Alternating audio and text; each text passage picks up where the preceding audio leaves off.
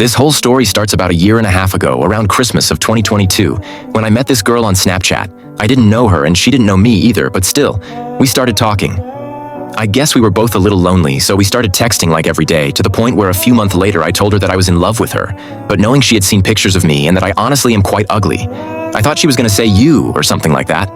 But no, she said she was in love with me too. Unfortunately, we were quite far away from each other, almost a 4-hour drive. But we thought it was fine. At first, everything was going great. In fact, I never felt so good in my life than when I was talking to her. Even though I was 16 at the time, I was already working, and because of that, I was able to go see her sometimes during my vacations. And these were the best moments of my life. I was so in love with her that I thought it was never gonna end until a few months later. I didn't know why, but I started getting bored. I still loved her with all my heart, but things just weren't the same. Responding to her texts wasn't a priority for me anymore, and sometimes I'd even left her unread. Even though I knew I was hurting her, I just was not able to stop. I don't know why, but I couldn't force myself to do it.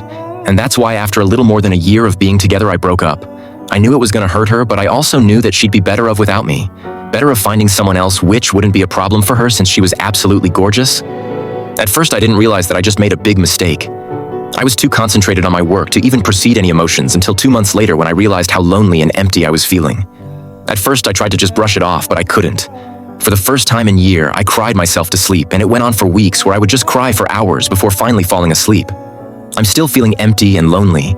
I have no friends to talk to. My family wouldn't understand, but I know that I did that to myself. I know that I deserve all that for how I've made her feel. And that's why I can't get over it or even stop thinking about it. That's why I wanted to tell you guys and girls, if you start to feel bored, don't reject the fault on the other person, but instead try to do more things, to force yourself to talk to him, her. Don't make the same mistakes as I did. Don't let a bad feeling ruin everything between you and the person that makes you happy. Don't hurt him, her, and don't hurt yourself.